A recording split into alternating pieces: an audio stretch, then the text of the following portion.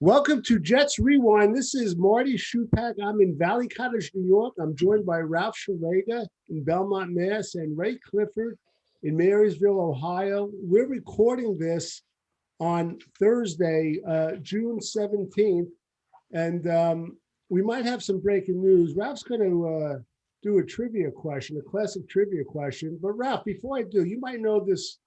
Do you know the significance of June 17th? June 17th. Isn't that June? 3 days after Flag Day and my mother's birthday. That's probably it. No. Isn't it Juneteenth? No, that's the 19th. Oh, that's not. I know that's Ray's favorite holiday. He can't wait for My next favorite. week to celebrate. June 17th is the anniversary of the day they broke into the Watergate.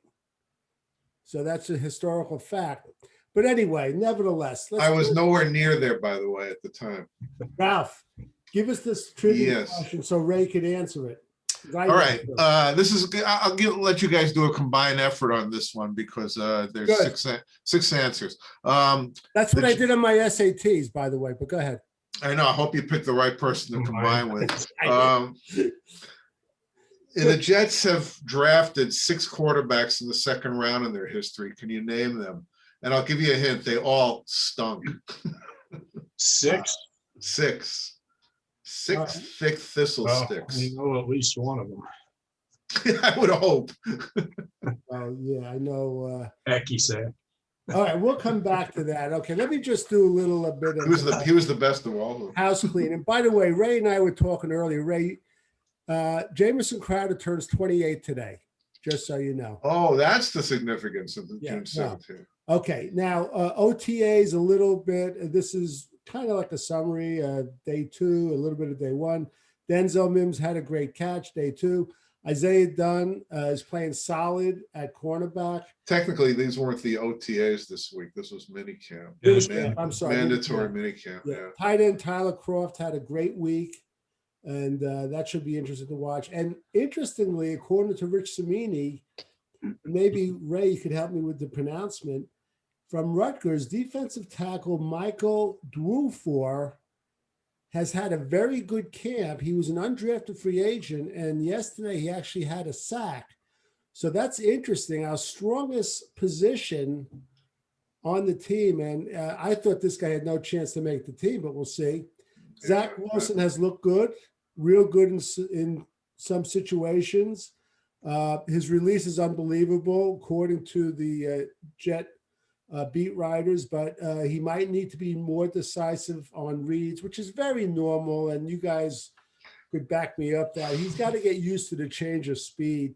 So, I mean, what is your reaction, Ralph, to the this week, the 2 days that they had the mini camp? I think nobody got seriously injured. That's good. He canceled the outdoor session today, which is not a bad thing because nobody's going to get injured today. Wilson's progressing just the way I figured he would. Elijah Moore is doing great. Everything is rosy right now, right? Everyone's undefeated at this point, so we're tied for first. That's the way I look at It's it. like spring training in baseball. Yeah. Ray, any comments? I know we didn't really see it. We're just going by the beat writers, what they're feeding us. But any comments on the week? No, Ralph just mentioned the main thing I look at is, did anybody get hurt? It sounds like the guys who are dinged up are getting healthier too, which it sounds like Quinnen Williams will be ready to go in training camp. And they don't seem too concerned about him or Becton. So that's the main thing I like to hear. I like that Wilson's doing good. I like that he's grasping things, but let's see how we all do when we get on the field and it's live bullets, because I know he's doing better than Trevor Lawrence and Tua. I can tell you that. Well, you guys, I sent you that tweet about Tua. Oh, yeah. I mean, that guy has a lot of red flags, not just the 5 interceptions the other day. I mean, the stuff that's coming out of his mouth is unbelievable. I didn't know the playbook. I would never change a play last year, even if I knew it wasn't going to succeed. I mean, Yeah. that guy, Well, He didn't Ralph, impress me at all last you, year. No, you know what, Ralph? This might back up what Ray's been trying to convince me forever, that the quarterbacks of Alabama, it's hard to judge because some of their personnel are like, there's no question. I feel that way about all these juggernauts. I got a quick trivia question. Maybe Ray will get this. In Nick Saban's 25 years of coaching, Michigan State, LSU, he's arguably the best college football coach of all time. best recruiter. He can coach too. Yeah, he could coach. Go ahead. Defensive coach. Can you name the quarterback that has come out of Nick Saban's from Nick Saban's one of Nick Saban's teams who's had the most success in the NFL? Jeez. Yeah, exactly. It's got to be well, let's see what happens to the guy this year. Well, I'm talking about up until now. I understand. I know your point. Sometimes the whole is a lot better than the sum of the parts. These powerhouse teams will win with anyone at quarterback because they dominate the line play. That's really why they win all the time. We had at Michigan State, but I can't. I was going to say Kirk Cousins, but that was after him. Yeah, it was after him. You got the right school though. Oh, you said quarterback. I thought you said Quarterback, yeah. Quarterback, QB. No. So Ralph, you're not a big Mac Jones fan, right? I don't know. I think he could be okay. I'm following him closely because I'm up here. He's been up and down, but the thing I hear from people is he puts a lot of air under his passes. He's got good touch and he's got good accuracy, but the strength in his passing is so. Someone the other day who was there said he's a good comp for him is Chad Pennington, which is not bad. He's a nice quarterback. Pennington. Right. But I think his ceiling is not super high. By the way, the answer to that question is Tony Banks. Oh, Tony Banks, interesting. 25 years of great coaching and great teams, and that's what he got. Tony Banks. That's interesting. Yeah. Just so the fans know, in case their heads in the sand, it came out about 3-4 hours ago that the Jets are negotiating right now with Morgan Moses, the tackle that was cut by Washington on a multi-year contract. Now, this was covered by like 3 or 4 news outlets. And Ralph, Ray could tell you, I called him up about an hour ago. I said, Ray, I'm going crazy. I keep refreshing, like Rich Samini and Brian Costello. I'm waiting and waiting. Yeah, it's like waiting for the white smoke for the next pope. Right. I'm sure it'll happen. Chicago is the other suitor, and the Jets have so much more money than Chicago. And in the end, with most players, it's money over quality of team, even though I don't necessarily think the Bears will be any better than the Jets this year. Ralph, you hit it right in there. Just so you know, right now, and before we were on the air, I was checking over the cap. The Jets are third. They have the third most, 27+ million. Does that count the extra money they got from I'm not sure if it's updated. And the Bears have 5 million. So what I was thinking, like, if let's say the Bears came in like at the 13th hour, and they gave him a call, just like, and Ray knows this, they lost who's it, Winfield, Ray, years ago. Oh, the judge, yeah.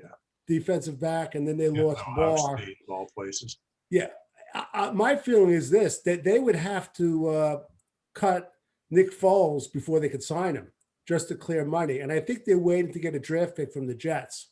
So if the Jets lose out on Morgan Moses, and I don't think they will, I think they will scoop up Nick Foles. I think he'll be cut just to clear room. Now, question for you, Ray. Do you think if they do sign Morgan Moses that George Fant will be cut, or would they keep him for depth, or maybe moving to right guard? Well, as far as moving him, he'd have to be on board with that, or he won't be worth a damn. But I don't think they'll cut him, because I think the cap hit's almost his full salary, isn't it?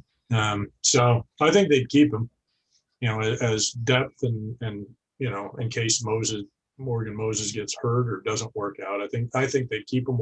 Or maybe try and trade him. Or if Becton gets hurt. Well, he does have a history of short history.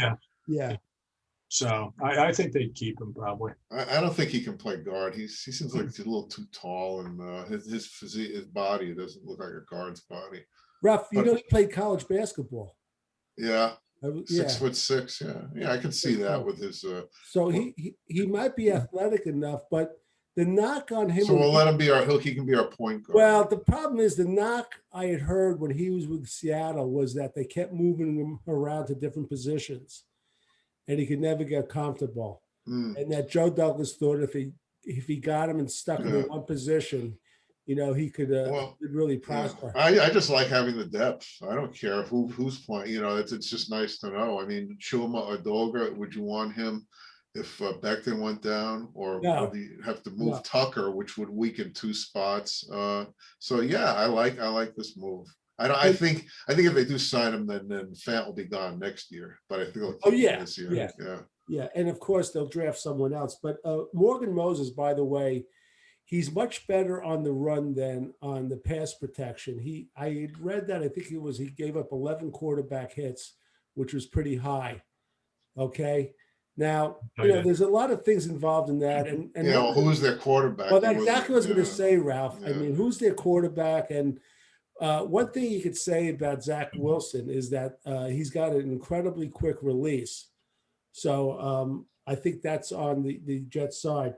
One of the ironies of this is that I don't know if they started negotiating after they freed up money from Crowder, and those 2 guys were former teammates in Washington. Yeah. Ray, Rich Cimini tweeted something today that he didn't think it sounded like the Jets are going to go after a veteran a cornerback. And we spoke about this at length, like the last 3 podcasts. How do you feel about that if they go with what they have, knowing that Isaiah Dunn has looked good and even Pinnock has looked good also? I think they need I'll be shocked if they don't go for a vet later on. I just think they're too raw. There isn't enough experience and depth back there to help out. I still think that Richard Sherman's a possibility just because of his connection with those guys, the coaching staff. I don't think so, Ray. I'm sorry to interrupt. I think he wants to go to a contender at this point. And he also out on the West Coast too. Yeah. He might not want to come, but I think the Jets might make a run at him. And I think that the guy in Pittsburgh is a possibility. Steve Nelson. Yeah. Ralph brought up a good point last podcast. I mean, why is he available? I mean, what is the deal with that guy? Ralph, what's your feeling if they don't go after him? I think they're going to slow play this, and they want to get as many reps in training camp for these guys to just get an idea if any of them can take on the starting job. And I like that. There'll be guys who are available during training camp, but it's strange because guys start getting hurt, and when guys get picked up. So I feel like what was it? Salah, he said that Pete Carroll used to tell him, don't be afraid to play rookies. They start slow, but then they suddenly take a jump. And I think they're going to be comfortable with that. And I also, our question about what percentage chance we think they're going to have a cornerback sign one or sign a veteran quarterback. I think they're going down in my eyes each day because I feel like Salah had a great point. He was very convincing. He said, if you bring in a quarterback now, he's not going to know the system. He's not going to be able to help Zach Wilson. Zach Wilson's going to know it better than he does at this point. That's why we always assumed Mullins was the obvious choice. I don't know what went wrong there, why they didn't go for him, but these guys know him better than anyone. So that tells you something. Well, okay. But I think they'll bring one in just in case something happens with Wilson. Yeah, I think, again, in training camp, they'll look at these, and especially in a couple of preseason games, they'll look at these other 2 guys and see if either of them can play when the lights are on. Right. And if they can't, then there'll be guys that'll be available. What happens during training camp. Guys get cut. Right. It's not hard to fill that. Well, gun to your head, Ray, what do you think they sign first? A cornerback, that's with a C, or a quarterback with a Q?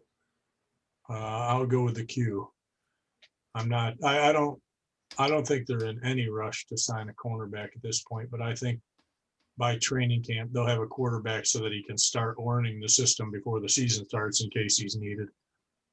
That's just what I think. I mean, you could make the same argument the other way. If the DBs aren't playing well, they're going to feel a little more urgency. So I think they're just going to, I mean, the way it stands right now, I think they're more comfortable going with the DBs we have than with the two backup quarterbacks we have. Ralph, that's my guess. Yeah. What's your QB or CB? Yeah, it's so tough to say. I guess Ray's thinking is probably makes sense that the quarterback's going to need more time to get up to speed. So I suppose I would agree with him on that. Right. Okay. All right. Ralph had a proposed trade. Jamison Crowder. Jamison Crowder and a 5th-round pick for Javelin Smith. I'm going to tell you a couple of things about Crowder, why I like him. I believe he went to Duke. Did he go to Duke, Ralph? He did go to Duke. He went to Duke. I'm assuming that he's a fairly intelligent guy. I followed him even in his last year in Washington, and I was happy when they signed him. He's got a handicapped brother. He's very close to, which I like. I think he's sensitive to a lot of things. I'm glad that they're keeping him, and I don't know how. Right now, we have a lot of receivers, okay? But it's just like pitching in baseball. That could change within a night, okay? You never know with injuries. I wish somehow they could keep him. But with that said, Ralph had a proposed trade for Jamison Crowder and a 5th-round pick for Javelin Smith, who is the linebacker. He's right now on Dallas. So, Ray, why don't you take it? Would you make that trade? Yes. You in a would. heartbeat. Yeah. Even- I think Javelin Smith could be a real impact player. And if there's one position that we have a glut of guys Really? who we could afford to take a chance on losing one, I think receiver is one of them. Now, if it weren't for a trade like that, I think he'll stick in Barrios. If one of them goes, it'll be Barrios if it comes down to a cut. But to trade him for Javelin Smith, yeah, I'd take that. Yeah, interestingly enough, Dallas, I think they played CD Lamb in slot last year. They don't want him there. So they actually could use a slot guy. It's not a bad match as a trade. And that'd be a good pickup for them too. Yeah. He'd probably he'd probably take over who was got Beasley, who went to Buffalo. Yeah. He left. Crowder would step right in there easily. Right. And we mentioned Braxton Barrios, and I just want to ask Ralph, because Ray, he doesn't want Elijah Moore returning punts. And that might be a good lock for Barrios to gain a roster spot. Ralph, how do you feel about that, Elijah Moore returning punts? Yeah, I mean, I'm mixed feelings about it. I mean, I've always been so envious of some of these teams that have explosive punt return guys. They usually, what happens is you'll play a rookie, and when he starts getting really good at his position, they stop playing him there after a year or two. I don't know. It's a tough call. It really is. I mean, if he's exceptional at it, I think I'd give him a shot for his rookie year. Yeah, but that's why Barrios is worth keeping, because he is a competent punt returner, which is good to have. So I'm really confident that Moore would be an outstanding punt returner, but. It's Jets luck. I mean, I can just see it happening. So yeah, I know. I just keep him, if he gets injured playing receiver, he gets injured playing receiver. But if it doesn't return kicks, it's just gonna right. A punt, I wouldn't want him returning kickoffs. Punts, they don't scare me as much as kickoffs. Right. Listen, I want to go back to the defensive back just for a second. And we touched upon this a few times. But I'll start with Ralph. Ralph, if they don't get a veteran, everyone thinks that they're going to have a very good pass rush. How much does this pass rush mask a weakness in the secondary. I think it masks it a lot if they have a really good pass rush, definitely. Yeah. I mean, that's, to me, I was brought up watching football going, the best pass defense is a pass rush.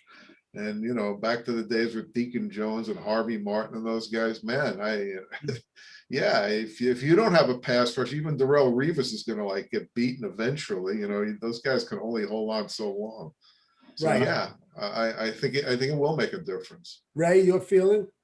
Oh, I totally think it's both sides of the ball. It starts from the line out, not the backfields in.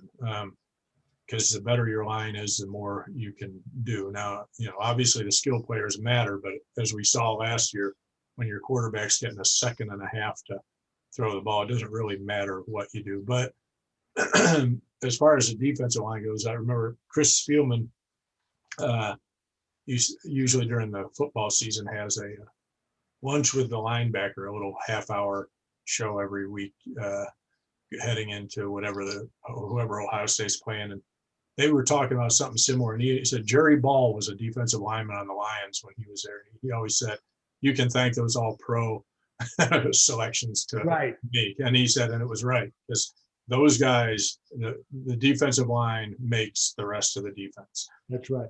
All right. Ralph, you have some over-unders we want to go over? Right. And then I have one of my lightning trivia questions. Uh-oh. It's going to take like 30 seconds. Wow. Go ahead. Go ahead, Ralph. Okay. Over under. This is a perfect segue. Carl Lawson, 11 sacks. Marty, what do you think? I'm going to say under, just because he's like the doctor of a quarterback pressures, but other guys getting sacks. So I think he's going to get close, like 8 or 9, but somebody else will get credit for the sack. I think he's going to have an outstanding year, Ralph. I just don't think he's going to have over 11. Uh-huh. What do you think, Ray? Yeah, I think he'll be under, but I think same thing. I think he's going to cause a lot of pressure. So he'll be responsible for several of the sacks that he doesn't get, I think. Yeah, I think they're going to get a really good push up the middle. So I think he's going to just. That would be awesome too. 11 and a half. Push them his way. Yeah. So what are you saying, Ralph? I'm saying I think he will, because I mean, he's a guy, he turns the corner and the quarterback would step up. If the quarterback can't step up, then he's going to nail him more often. Okay. All right. Second one, Elijah Moore, 7.5 touchdowns, over under, and that counts everything: returning, running, receiving. Go ahead, Ray. I'm going to say under. I think he's going to make a big impact, but not sure about touchdowns. I think maybe 5 this year. We got so many guys that he can go to, and I think Moore is just going to be one of them, but I think he'll definitely make an impact. I'm going to say over, and the reason being, he could play anywhere on the field. Plus, he could do the jet sweep. He might return the punts against all our feelings about that. But I'm going to say over. But with that said, I'm going to tell you that I think he's going to have most of them, like 5 or 6 TDs in the first 8 games before people wake up to him. So he's going to end up with like 9 or 10. Mm-hmm. So I think it's going to be over. I think I'm going to go Ray's over. He's laughing at me again, Ralph. No, I'm laughing because you said before they know about him in the New York press, the way they're talking about him. I know he's already in the Hall of Fame. You're right. I'm going to say over, because I think the guy, after he catches the ball, he can make his own scores. He's so elusive. I won't be surprised. I just yeah, will actually get there. So. All right, Michael Carter, 800 yards rushing. Ooh. I'll start. I'm going to say under, and the only reason being because it's going to be by committee, and I think he's going to have more touches than we think, because I think he's going to be good coming out of the backfield. But rushing, I don't think he's going to get 800. Yeah, I think he'll get over 800 all purpose, but I don't think he's going to do it. Yeah, he's really catching the ball nicely. Yes. Yeah, I agree with you too. I think that's just, they're going to do it by committee. Yeah. I think if they whittle down these guys, he'll end up. Yeah. He might be more featured. Okay, combined solos and assisted tackles. CJ Mosley, 110. I don't even know how this works with the Well, let me tell. I think he's going to be 17 over games. if he stays. Yeah, healthy. yeah, 17. Let me put it this way, Marty. Every year that he played, when he played a full season, he got over 110. Yeah. So what I'm asking basically is if you think he's going to play a full season. I'm going to say over. I Yeah. think he's going to have a great year. I think he drank the Robert Saleh Kool-Aid, and I think he's all in. Plus, he's fresh. He's fresh, and I think he's happy. He's happy to be where he is. Yeah.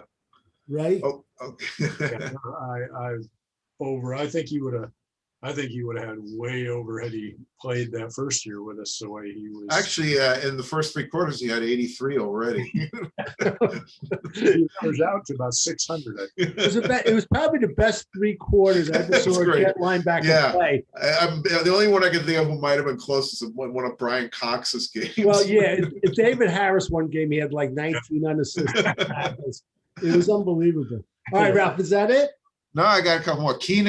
Keelan Cole, 50 receptions, over under. You know what it is? I like Denzel Mims, but he's slowly moving down the food chain. He had a great catch the other day, but 50 catches. I'm going to say under because I think they're going to run the ball a lot more than people think. I don't know. He seems to be developing with Wilson, and if they do have a rapport, I'll go over. I think he might turn out to be the surprise of the new group of guys they brought in. Yeah, I think it's going to be close. I think I'll go under. You know, I just rewatched Denzel Mims highlights from the Jets of last year. I mean, I don't know. People are forgetting this guy is very talented. Altoon, he's Altoon. Oh man, he's gonna be fine. Okay, good. And my last one thing though, before as far as Mims goes, I read one thing where and it was just the opinion of the writer, but he was saying that the offense that they run doesn't fit Sims perfectly. Mims. And I don't buy. I read the same thing. Right? You watch those catches. He has almost none of them are vertical, like they were saying. They're all I don't buy that. I think if his hamstrings are okay, if they really throw him the ball, I think he's going to be terrific. I just feel for whatever reason he's moving down the food chain. I don't know what it is. Well, you know, they just could be motivating him. They just could be that, you know, he's going to. You know, he hasn't been there as much as Cole. Cole's playing well, so he's earned the #1 right now. But you know, things will shake out in the training camp. All right, Ralph. Last one. And the last one, Corey Davis, 65 receptions. Go ahead, Ray. I think he'll be under a little bit. I think he's going to have a good year though, because he does a lot of things besides catch the ball.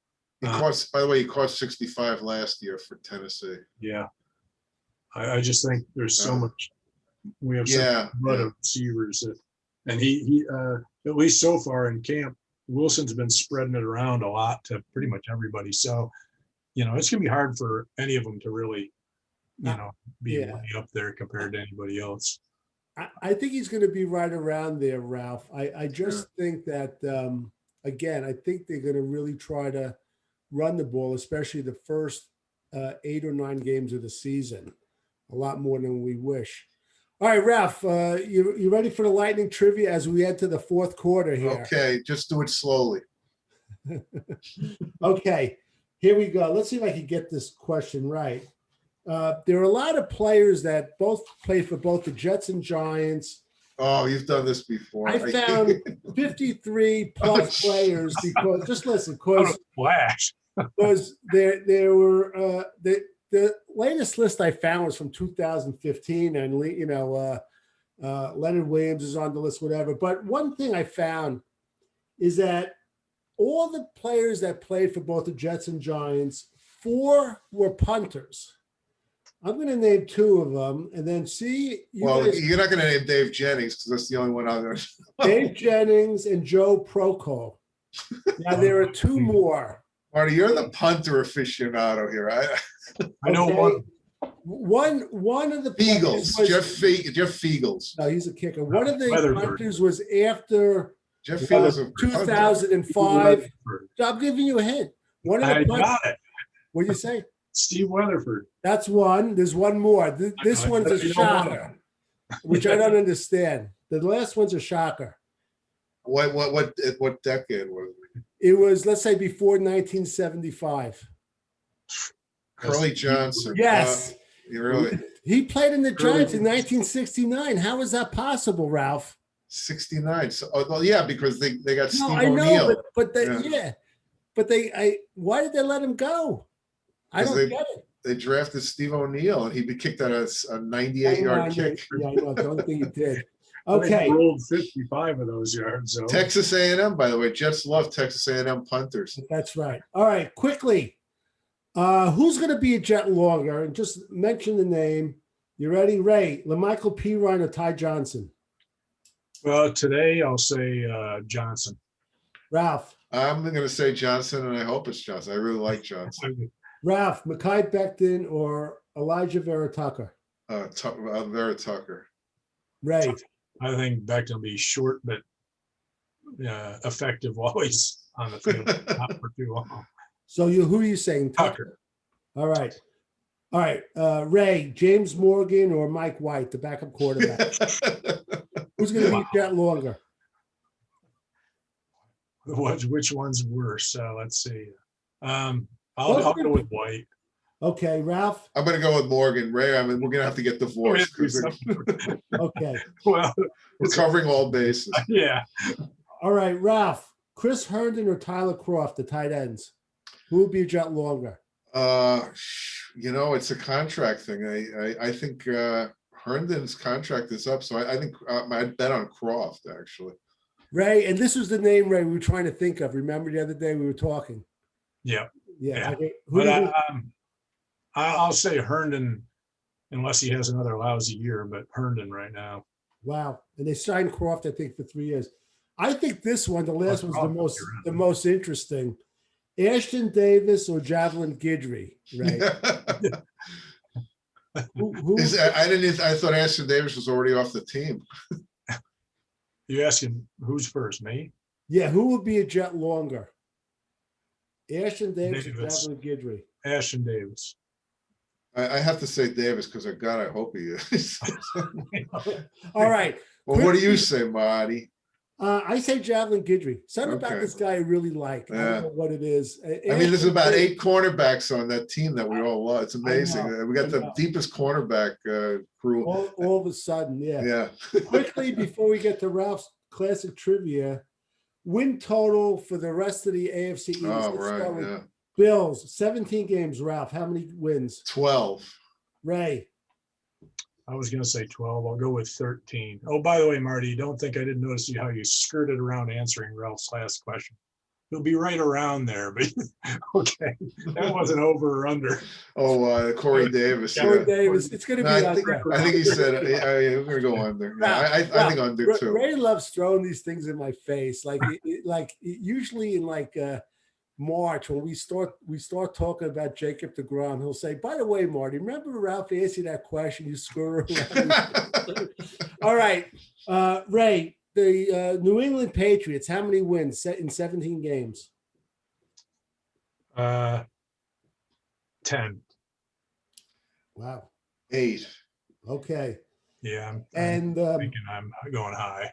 And I know we're all Tua fans. So Ralph, the Dolphins, how many wins? 7. I think that team's gonna implode this year. All right. Yeah, I'm not a fan of him at all, and he doesn't have Fitzpatrick to come in and bail him out this year. Yeah. I'll go with 7. That's what do you about think? what I would go with. Yeah. Okay, good. All right, Ralph, let's get back to your yes trivia. It's time for the reason we all do this show. If there is one. Yeah. Go ahead. The trivia question is, the Jets have drafted 6 quarterbacks in the second round in their history. All were terrible. Can you name all 6? I know 2, which I'll go. Then Ray will fill in the rest. All right, go. What do you got, Marty? Well, Christian Hackenberg and Kellen Clemens. I don't think Kellen Clemens was awful. I mean, he spent a lot of time in the league. Yeah, he was bad with the Jets. All right, go ahead, Ray. Was Gino a second rounder? Yes, he was. That's 3. Very good. 3. What about Petty? No, he was like a round. I think it was fourth. Yeah, yeah, fourth. Good guess though. We're gonna go 90s, 70s, and 60s. Marty, you're Johnny Ewart. John Hewitt, that's correct. Okay, it's the same year as Namath. You know, they drafted 2 other quarterbacks that year too, Archie remember Roberts, some guy named Schweiker. Can you imagine doing that today? You know, it's 17 rounds in those days, you know, so you had a lot of fun. All right, so the other 2, one in the 90s and one in the 70s. The one in the 70s is probably one of my all-time least favorite Jets, annoyed me to no end. Not Al Woodall. Yeah, Al Woodall? a Dookie, by the way. Yeah, okay. And Ray, you have the other? And the other one is the most heartbreaking one of all. the 90s. 90s. Let's see. Glenn Foley. No, that's a Oh, good seventh guess. He was a 7th, yeah. He was Yeah. better than this guy, though. Who was he? Well, I'll give you a hint. We wanted someone else, and he got taken right before they picked, and so Oh, they, I know who. I know who. Browning the Eagle. yeah, that was rough. Now, I saw a great bit of trivia. Ray, you might know this too, but I got my money on Ralph. You know, I'm finishing up Joe Namath's book, Yeah, and apparently in the 58 Colts Giants game, yeah, there was a player that also came from Beaver Falls, went to Beaver Falls High School, same as Joe Namath Really? on offense. And he actually caught a very clutch pass in the game. wow. Isn't that incredible? Ray Berry, Jimmy Orr, I don't know. No, it's a guy named, you can look it up. I don't name right, a tight end, Meschenberger or something, or something like that. But I just do it as the top of my head, but I thought it was a fascinating question.